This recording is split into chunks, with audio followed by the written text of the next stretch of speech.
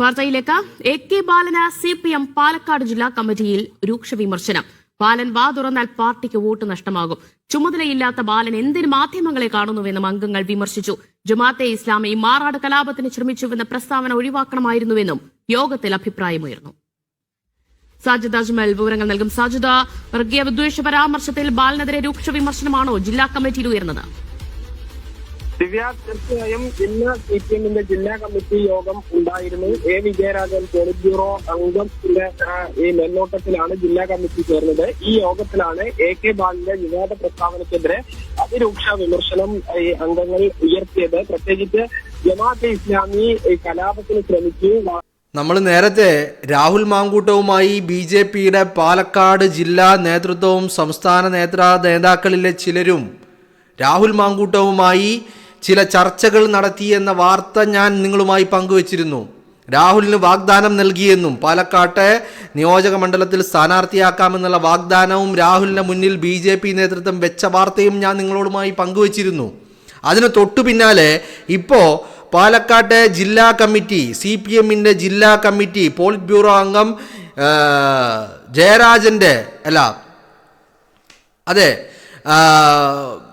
വിജയരാഘവന്റെ നേതൃത്വത്തിൽ നടന്ന polit bureau മെമ്പറായിട്ടുള്ള വിജയരാഘവന്റെ നേതൃത്വത്തിൽ ജില്ലാ കമ്മിറ്റി കൂടിയിരിക്കുന്നു. വളരെ പെട്ടെന്ന് വളരെ അർജന്റായിട്ട് ഒരു ജില്ലാ കമ്മിറ്റി വിളിച്ചു ചേർത്തത് എന്തിനാണെന്ന് ചോദിച്ചാൽ AK ബാലനെയും ഒരു സംഘപരിവാർ ക്യാമ്പിലേക്ക് എത്തിക്കുവാനുള്ള ചർച്ചകൾ നടന്നു കഴിഞ്ഞു എന്നാണ് പറയുന്നത്. ഇത് ഞാൻ പറയുന്നതല്ല, സഖാക്കൾ പറയുന്നതാണ്. ജില്ലാ കമ്മിറ്റി അംഗങ്ങൾ ഇന്ന് ജില്ലാ കമ്മിറ്റിയിൽ പറഞ്ഞതാണ്. അതുകൊണ്ടാണ് ചില ചർച്ചകളും ചില വാഗ്ദാനങ്ങളും ചില പ്രലോഭനങ്ങളിലും AK ബാലൻ പെട്ടുപോയി എന്ന് പറയുന്നത് സഖാക്കളാണ്, ജില്ലാ കമ്മിറ്റിയിലെ അംഗങ്ങളാണ് എന്നുള്ളതാണ്. അതുകൊണ്ട് ആണ് AK ബാലൻ ഇങ്ങനെ സംസാരിക്കുന്നത്. പാർട്ടിയിൽ നിന്നുകൊണ്ട് AK ബാലൻ ഇങ്ങനെ സംസാരിച്ചാൽ അത് CPMന്റെ അടിത്തറ മാന്തലാകും, ശവക്കുഴി തോണ്ടലാകുമെന്നാണ് ജില്ലാ കമ്മിറ്റിയിൽ അംഗങ്ങളുടെ പ്രതികരണം എന്ന് പറയുന്നത്. വളരെ ഞെട്ടിക്കുന്ന വാർത്തകളാണ് പുറത്തേക്ക് വരുന്നത്. റജി ലൂക്കോസ് കഴിഞ്ഞ ദിവസം മാരാർജി ഭവനിൽ ചെന്നുകൊണ്ട് സംഘ് പരിവാറിന്റെ BJPയുടെ അംഗത്വം സ്വീകരിക്കുന്നത് നമ്മൾ കണ്ടു. അത് കഴിഞ്ഞിട്ട് റജി ലൂക്കോസ് പറയുന്നത് നമ്മൾ കേട്ടു, എനിക്ക് പിന്നാലെ ഒരുപാട് ആളുകൾ വരാനുണ്ട് എന്ന്. 2026 നിയമസഭാ തെരഞ്ഞെടുപ്പിന് മുൻപ് തങ്ങളുടെ ഈ പറയുന്ന പ്രതിച്ഛായ, അതുപോലെ തങ്ങളുടെ ക്യാമ്പിന്റെ മുഖങ്ങൾ അത് ജനങ്ങൾ അറിയുന്ന പോപ്പുലാരിറ്റിയുള്ള ആളുകൾ ഉണ്ടാവണമെന്ന് BJP ആഗ്രഹിക്കുന്നു. അതിന്റെ ഭാഗമായിട്ടാണ് ഇപ്പൊ പാലക്കാട് പോലും ഇത്തരത്തിൽ ചർച്ചകൾ നടക്കുന്നത്. നമ്മൾ പലപ്പോഴും AK ബാലന്റെ വായിൽ നിന്ന് പലതും വന്നപ്പോ നമ്മൾ ശങ്കിച്ചില്ലേ, ആശങ്കയുണ്ടായില്ലേ, ഇത് സഖാവ് തന്നെയാണോ പറയുന്നത് എന്ന് നമ്മൾ ചിന്തിച്ചു പോയില്ലേ ഒരു നിമിഷം? ഇപ്പോഴിതാ ജില്ലാ കമ്മിറ്റിയിൽ വലിയ ഗുരുതര ആരോപണങ്ങളും ചില തെളിവുകളും ബാലൻ BJPയുടെ മുതിർന്ന നേതാക്കളുമായി ചർച്ച നടത്തിയതിന്റെ തെളിവുകളുമാണ് ജില്ലാ കമ്മിറ്റി അംഗങ്ങൾ ജില്ലാ കമ്മിറ്റിയിൽ സമർപ്പിച്ചിരിക്കുന്നത്. നിയമസഭാ തെരഞ്ഞെടുപ്പിന് മുന്നോടിയായി ബാലൻ സംഘ് പരിവാർ കേന്ദ്രത്തിലേക്ക് ചെന്ന് കയറാൻ സമ്മതം മൂളി എന്നുള്ള വാർത്തകളും പുറത്തേക്ക് വരുന്നുണ്ട്. അതിന്റെ അടിസ്ഥാനത്തിലാണ് ബാലൻ ഇത്തരത്തിൽ വർഗീയതയും വിഷവും തുപ്പിക്കൊണ്ടിരിക്കുന്നത് എന്നാണ് ജില്ലാ കമ്മിറ്റി അംഗങ്ങൾ പറയുന്നത്. നിങ്ങൾ പറയുമ്പോൾ, ഞാൻ പറയുമ്പോൾ നിങ്ങൾ ആരും കരുതണ്ട ഇത് എൻ്റെ വക ഉണ്ടാക്കിയതാണെന്ന്. ഇത് ഞാൻ പറയുന്നതല്ല. ഇത്തരത്തിൽ ജില്ലാ കമ്മിറ്റിയിൽ വലിയ നിഷിദ്ധ വിമർശനം ബാലനെതിരെ ആരോപണങ്ങളും ഉയർന്നിരിക്കുന്നു എന്നുള്ളതാണ് വസ്തുത. ജില്ലാ കമ്മിറ്റി മെമ്പർമാർ ബാലനോട് ചോദിക്കുന്നത്, പാർട്ടിയിൽ ഒരു സ്ഥാനത്തും ഇപ്പോൾ ബാലനില്ല, മുതിർന്ന നേതാവാണെന്നതിനുപരി പാർട്ടിയുടെ ഒരു സ്ഥാനമാനങ്ങളിലും ബാലനില്ല, പിന്നെ എന്തിനാണ് ബാലൻ ഇടയ്ക്കിടെ മാധ്യമങ്ങളെ കാണുന്നത് എന്നാണ് ചോദിക്കുന്നത്. ഇങ്ങനെ ഒരു വർഗീയ വിഷം ഇട്ടുകൊണ്ട് CPMന്റെ അടിത്തറ ഇളക്കാനാണോ ബാലൻ ശ്രമിക്കുന്നത് എന്നാണ് ചോദിക്കുന്നത്. സംഭവം ഇളക്കാൻ ശ്രമിക്കുന്നത് CPMന്റെ അടിത്തറയല്ല, കേരളത്തിന്റെ പൊതുജനങ്ങളെ തമ്മിൽ തല്ലിക്കുവാനാ. ഈ ലക്ഷ്യം ആരുടേതാണ്? ഈ പ്ലാൻ ആരുടേതാണ്? ഈ ആയുധം ആരുടേതാണ്? സംഘ് പരിവാറിൻ്റെതാണ്.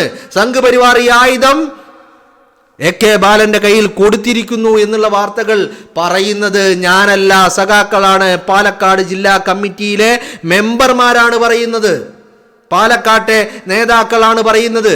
അവർ വ്യക്തമായ അറിവിന്റെ അടിസ്ഥാനത്തിൽ, ഇൻഫർമേഷന്റെ അടിസ്ഥാനത്തിലാണ് ഈ കാര്യങ്ങളൊക്കെ പറയുന്നത്. വിജയരാഘവൻ ഒന്നും പറഞ്ഞില്ല എന്നാണ് പറയുന്നത്. ഇതൊക്കെ കേട്ടിട്ട് വിജയരാഘവൻ അത് ശരിവെക്കുകയാണ് ചെയ്തത് എന്നാണ് പറയുന്നത്. നിങ്ങളൊന്ന് ആലോചിച്ചു നോക്കൂ, എവിടേക്കാണ് കേരളത്തിന്റെ രാഷ്ട്രീയം പോയിക്കൊണ്ടിരിക്കുന്നത്. രാഹുൽ മാങ്കൂട്ടത്തിലെ BJP നേതൃത്വം സമീപിച്ചു, രാഹുലുമായി ചർച്ച നടത്തി. പക്ഷേ രാഹുലിന്റെ പ്രതികരണം എന്താണെന്ന് ഇതുവരെ ആരും പുറത്തു പറഞ്ഞിട്ടില്ല. ഇത് പറഞ്ഞതും ഞാനല്ല, സംഘ് പരിവാറുകാരനായ രാഹുലിനെതിരെ പരാതി കൊടുത്ത യുവതിയുടെ ഭർത്താവാണ് പറഞ്ഞത്.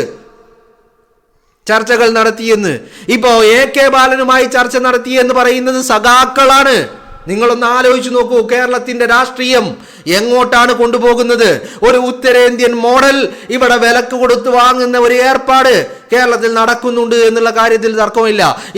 ഇപ്പൊ റജി ലൂക്കോസ് കഴിഞ്ഞ ദിവസം തലേന്ന് രാത്രി വരെ ചാനൽ ചർച്ചകളിൽ ഇരുന്ന് AKG സെന്ററിൽ നിന്നുള്ള ക്യാപ്സ്യൂളുകൾ വിളമ്പിക്കൊണ്ടിരുന്ന റജി ലൂക്കോസ് പിറ്റേന്ന് നേരം വെളുത്തപ്പോ മാരാർജി ഭവനിൽ രാജീവ് ചന്ദ്രശേഖരനെ കെട്ടിപ്പിടിച്ച് നിൽക്കുന്ന ഫോട്ടോയാണ് നമ്മൾ കാണുന്നത്, ദൃശ്യങ്ങളാണ് നമ്മൾ കാണുന്നത്.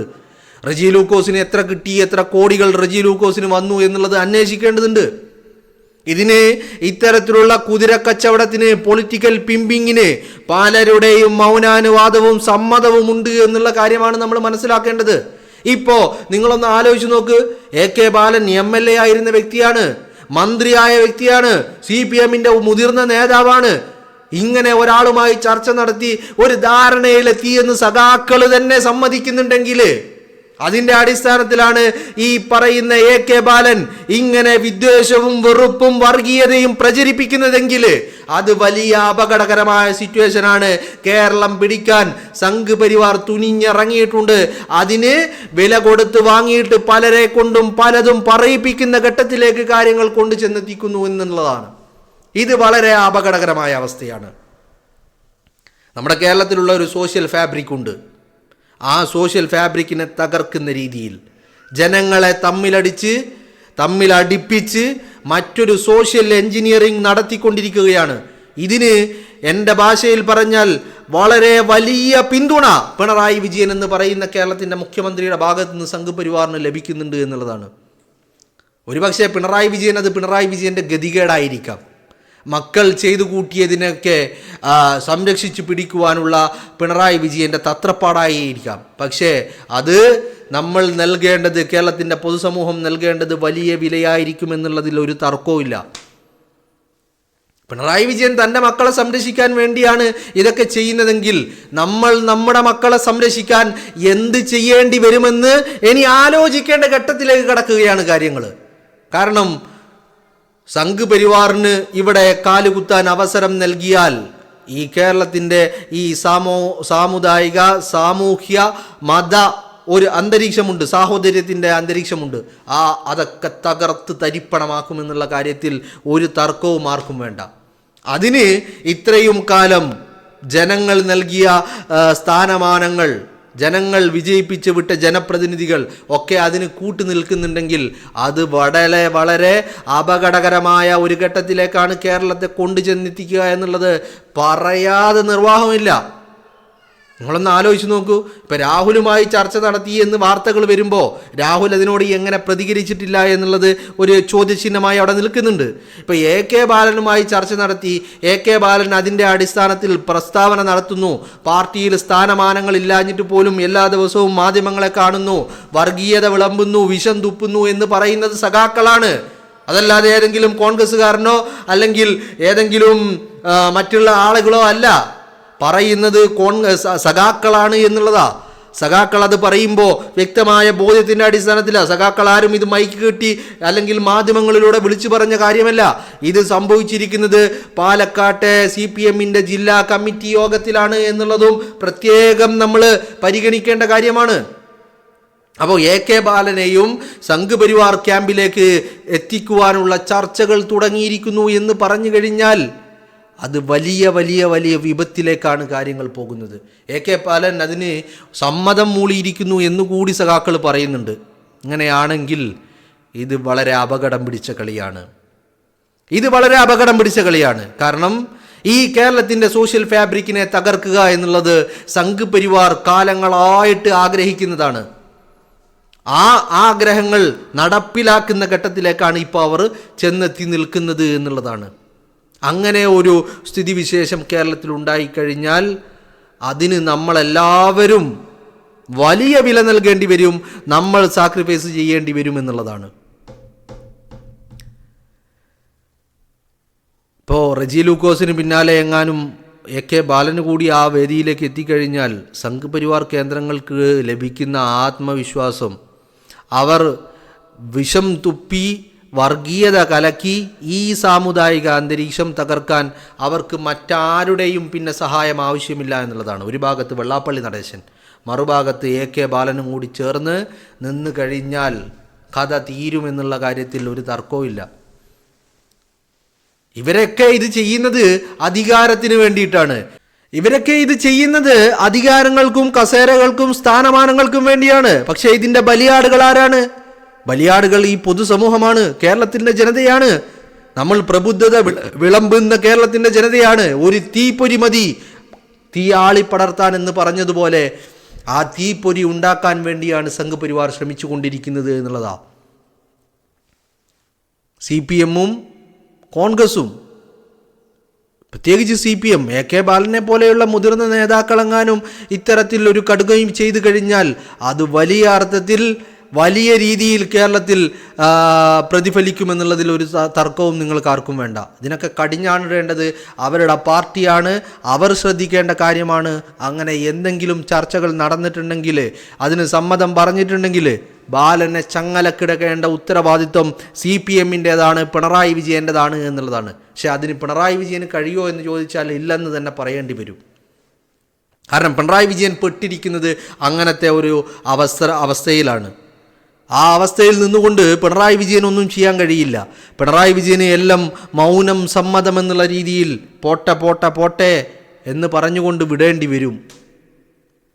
ഇത് തന്നെയാണ് സംഘ് പരിവാർ ലക്ഷ്യം വെച്ചതും സംഘ് പരിവാർ പ്രവർത്തിച്ചു കൊണ്ടിരുന്നതും ഇതിനു വേണ്ടിയാണ് എന്നുള്ളതാണ്.